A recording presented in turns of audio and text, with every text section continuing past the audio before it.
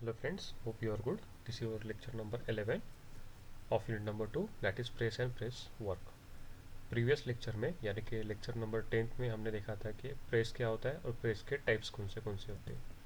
और आज के लेक्चर में हम देखने वाले हैं कि प्रेस मशीन्स के पार्ट्स कौन से होते हैं। So let get started with this session. So as you can see in this figure, it is a sectional view of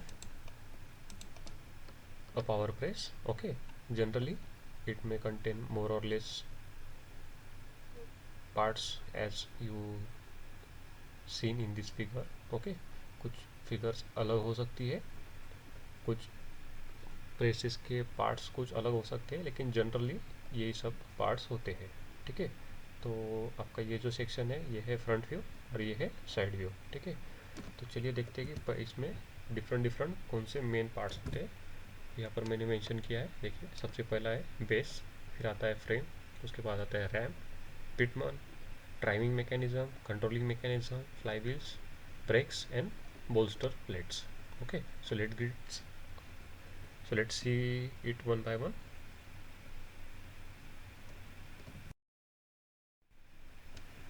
ठीक है, सबसे पहले आता है base. It is the main supporting member of the work piece.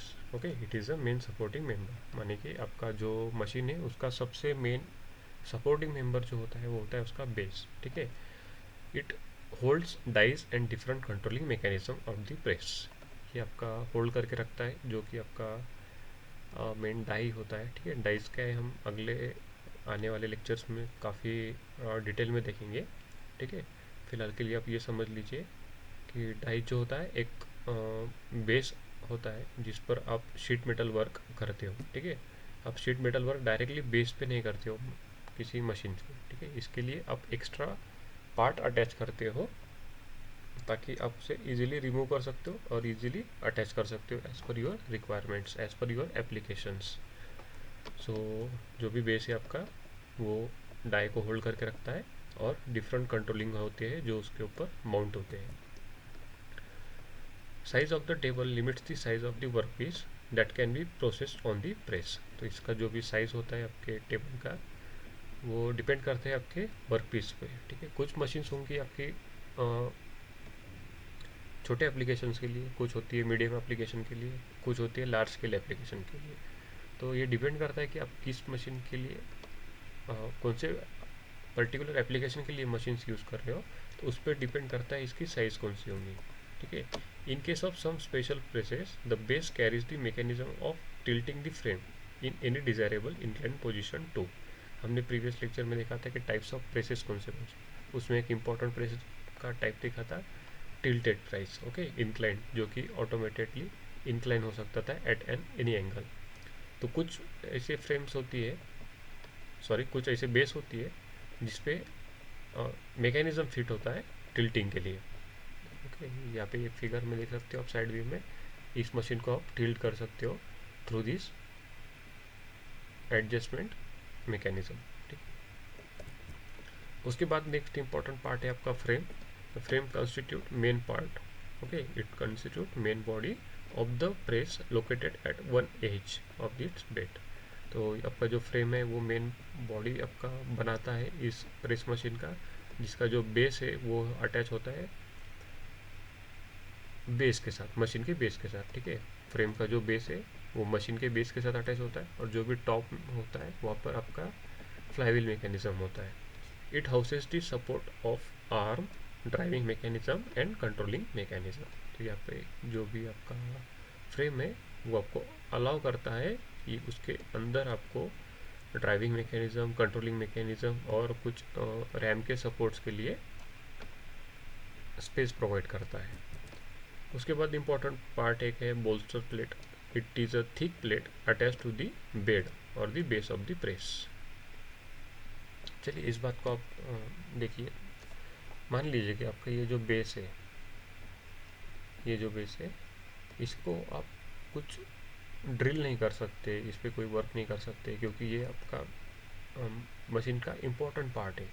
पर आपको कभी कभी है कि नहीं, डाइस को फिट करने के लिए एक प्लेट की ज़रूरत होती है। ठीक है। तो जिसे आप जैसे भी चाहे वहाँ पे ड्रिल कर सकते हो, उसमें कोई भी नट एंड बोल्ट अटैच कर सकते हो, एलन कीज अटैच कर सकते हो। तो इसलिए क्या करते हैं, इस बेस के ऊपर एक बोल्स्टर प्लेट अटैच करते हैं। तो अब ये बोल्स्टर प्लेट पे आप जो चाहे वो उस पर मैकेनिज़्म अटैच कर सकते हो, डाई मैकेनिज़्म। और जैसी आपको ज़रूरत ना लगे तो आप ये बोल्स्टर प्लेट इजीली रिमूव कर सकते हो और अटैच कर सकते हो दूसरी बोल्स्टर प्लेट। तो आपका जो बेस होगा वो एज इट इज़ रहेगा मशीन का। ठीक है। इसी पर्पज़ की वजह से बोल्स्टर प्लेट को आप यूज़ करते हो।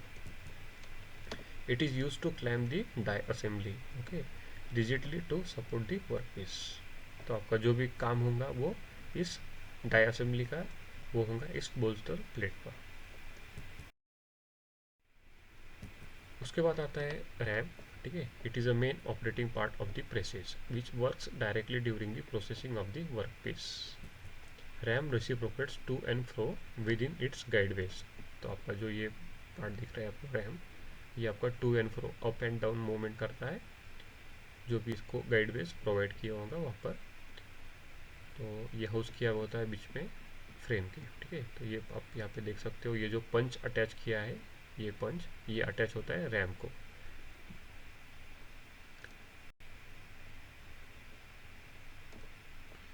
ठीक है।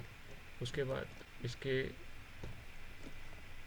जो स्ट्रोक लेंथ होती है और पावर ट्रांसमिशन होता है, it can be adjusted as per your requirement. इस रैम का जो स्ट्रोक लेंथ होता है, up and down moment, distance between the maximum lifting and the bottom is nothing but the stroke length. Okay. तो ये stroke length आप इसे RAM के हिसाब से अटैच कर सकते हो।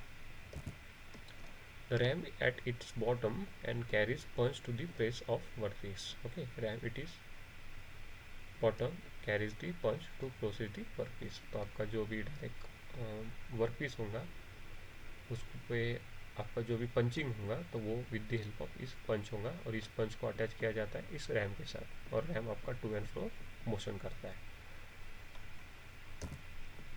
उसके बाद एक इम्पॉर्टेंट पार्ट है पिटमन।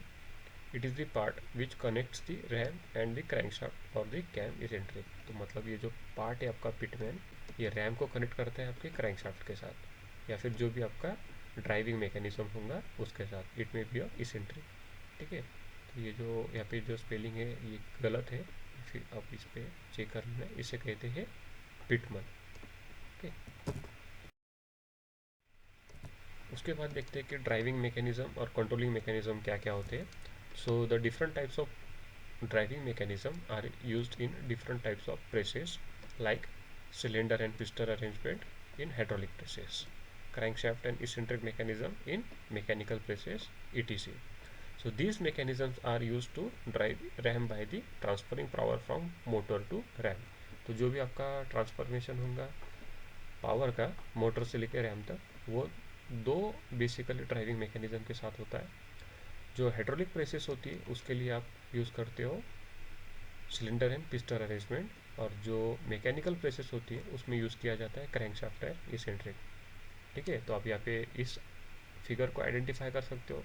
यहाँ पे क्रैंकशाफ्ट है, इसका मतलब ये बेसिकली मैकेनिकल प्रेस होगा। उसके बाद आते हैं controlling mechanism. So normally two parameters are adjusted by this controlling mechanism. The first one is stroke length and another is power stroke. ठीक है। तो इस कंट्रोलिंग मैकेनिज्म के साथ आप बेसिकली टू एडजस्टमेंट कर सकते हो। पहली है लेंथ ऑफ द स्ट्रोक, जो कि रैम का लेंथ होगा अप एंड डाउन जाने के लिए। उसका जो भी स्ट्रोक लेंथ है आपका वो एक एडजस्ट किया जाता है, और दूसरा एडजस्टमेंट किया जाता है उस रैम का पावर कितने स्ट्रोक का होगा। ठीक है। Power of the stroke.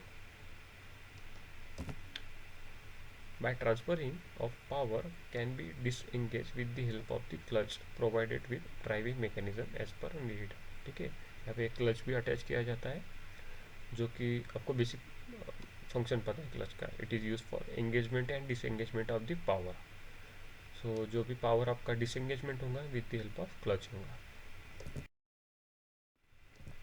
उसके बाद एक इम्पॉर्टेंट पार्ट है फ्लाईव्हील। आपको पता है फ्लाईव्हील का बेसिक फंक्शन है टू स्टोर दी एनर्जी। ठीक है। ये एनर्जी स्टोर का काम करता है। जैसे कि आपके फोर स्ट्रोक इंजन में आपको जो पावर मिलता है वो सिंगल स्ट्रोक में मिलता है, बाकी के 3 स्ट्रोक में आपको पावर नहीं मिलती है।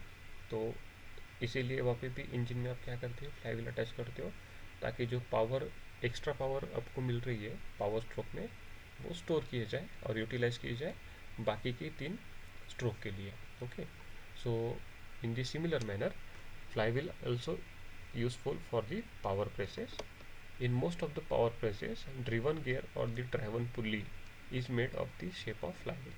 तो इसे ड्राइविंग गेयर जो होता है आपका, उसी को आपका फ्लाईव्हील के शेप में मैन्युफैक्चर किया जाता है। So it can B solve your purpose both, ठीक है, which is used for storing the energy for maintaining constant speed of the RAM when punch is pressed against the workpiece. Okay, so basically it is useful for the maintaining the constant speed. Then another important and safety feature of this press is brakes. Okay, generally two types of brakes are used in the normal brakes. The first one is by bringing the driven shaft to rest quickly after the disengagement it from the flywheel. ठीक है, तो पहला break का आपका adjustment किया जाता है आपके क्लच को डिसएंगेज करने के साथ। जैसे ही आप फ्लाईव्हील को डिसएंगेज कर दोगे क्रैंकशाफ्ट और फ्लाईव्हील को, तो आपका पावर ट्रांसमिशन नहीं होगा, उस वजह से आपकी मशीन स्टॉप हो जाएगी। तो ये हुआ आपका पहला टाइप ऑफ ब्रेक। दूसरा टाइप ऑफ ब्रेक है इमरजेंसी ब्रेक कहा जाता है उसे, which are provided as foot brake. ठीक है, फुट ब्रेक के आपके फुट पे इसे अटैच किया जाता है, ठीक है, as a foot brake to any machine. This brakes includes power off switches along with normal stronger braking to bring all the motions to the rest quickly. Okay, तो ये दोनों में फ़र्क क्या है इमरजेंसी ब्रेक्स और जनरल ब्रेकिंग में? तो पहले ब्रेक में क्या हो रहा है, सिर्फ आपका पावर डिसएंगेज हो रहा है। दूसरे ब्रेक में क्या हो रहा है, आपका पावर के साथ साथ इमरजेंसी जो भी आपके इलेक्ट्रिकल सप्लाई है, ठीक है, पावर जो भी है आपका, वो सारे के सारे स्विच ऑफ हो जाएंगे। ठीक है, तो मैं फिर से रिपीट करता हूँ आपको। देखिए, पहले ब्रेक में क्या हो रहा है, आपका सिर्फ पावर डिसएंगेज हो रहा है। दूसरे ब्रेक में क्या हो रहा है, आपका पावर के साथ साथ स्विच ऑफ भी हो रहा है। ठीक है, all electrical systems are switch off. तो so it bring all the motion so quickly. Okay, so this all are the parts of the general power press. ठीक है, इसके अलावा कम या ज़्यादा कुछ पावर हो सकते हैं, जैसे कि रैम गाइड्स होता है। ओके, सो ये हो गया आपका जनरल पावर पेस। इसके बीच में आप अटैच करते हो पंच और डाई को, ठीक है, जो कि आपका एक्चुअल वर्क पीस को, जो भी आपके एप्लीकेशन से वर्क पीस के, वो कैरी आउट करते हैं। ठीक है, पंच और डाई। तो आने वाले लेक्चर्स में हमारा फोकस होगा इस पंच और डाई के लिए।